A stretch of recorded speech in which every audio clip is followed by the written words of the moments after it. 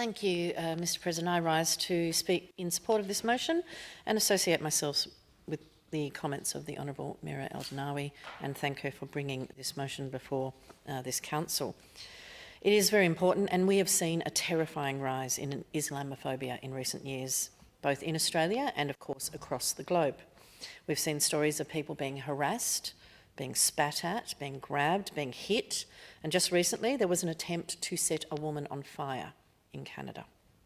Of course, I acknowledge the Christchurch mosque attack, which led to the International Day to Combat Islamophobia being set and established for March 15, and note that that date is recently passed.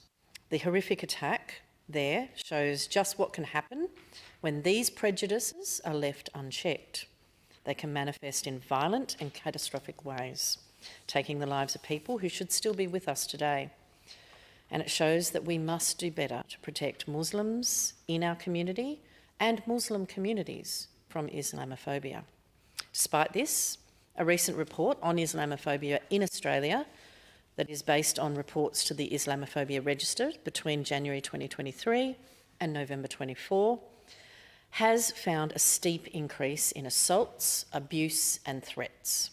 More than 600 in-person and online incidents were analysed, and it was found that Muslim women are overwhelmingly victims of these attacks. People have been jumped in the street, attacked, yelled at in shopping centres. They've been exposed to violent threats online. And after a Muslim man's truck was set on fire in Victoria, he expressed frustration at the police, stating that he, quote, felt like they don't care, end quote, and further quote from him, they wouldn't even say it's a hate crime. That report found that a spike in incidents occurred after October 7, including the targeting of Palestinian rallies and, of course, university encampments right across the country, and here, of course, in Adelaide.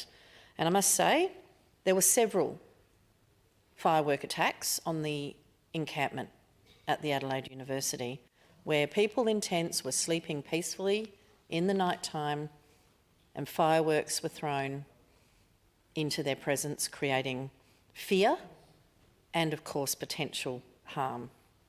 Some people, of course, have been targeted for displaying Palestinian symbols, such as the keffiyeh, a traditional Palestinian scarf, which started out as a garment worn by farmers for protection during harsh desert conditions, and it has become a powerful symbol of Palestinian identity and resistance.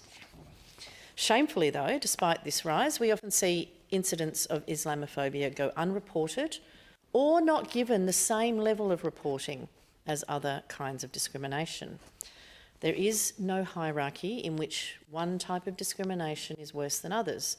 They are all abhorrent and should be treated with the same level of action to call out that behaviour. But one example of this asymmetric treatment is the horrific attack on an Islamic school bus in Ranella in December just last year here in Adelaide. That bus was parked outside the driver's home overnight when it was targeted and lit on fire. It received scant coverage in our local media and barely got a mention in the national media. I note that the UN Secretary-General has repeatedly condemned the continuing acts of anti-Muslim hatred and bigotry around the world, saying the impacts and trends of this rise have impacts, of course, beyond Muslim communities. And while this might be true, we shouldn't care about Islamophobia just because the impacts it might have on other communities and non-Muslim groups. The simple fact that such discrimination and harassment exists at all and impacts those that are the target of it is enough. Everyone has the right to peace and freedom of religion, values that the Greens are proud to uphold and stand behind.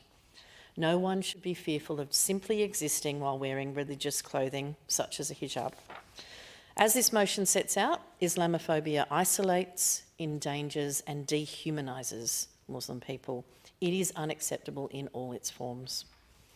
But on the campaign trail, as the Honourable Mira El Dannawi noted, just in this last week in the federal election, the federal opposition leader, Peter Dutton, has said he would review the role of the recently appointed Islamophobia envoy, questioning its role in helping. But he would not apply that same level of scrutiny to the anti-Semitism envoy's role. This is an unacceptable double standard from the man who wants to be our Prime Minister. And I'll repeat that, he wants to be our Prime Minister, which means governing for us all. So in this chamber today, I'm glad that we do acknowledge that March 15 was the International Day to Combat Islamophobia. I'm saddened and outraged that we have to have such a day, but we acknowledge here today the tragedy that this day evolved from. And I cannot do this without acknowledging and calling out that Muslim people are still targeted at utterly alarming rates and that it is getting worse. There is so much more work to be done to ensure that Muslim people feel safe to practice their religion and simply just exist. It is heavy lifting that this Parliament should be doing in this debate, and I look forward to all parliamentarians joining and supporting this motion, not just here today with our words, but with our ongoing actions.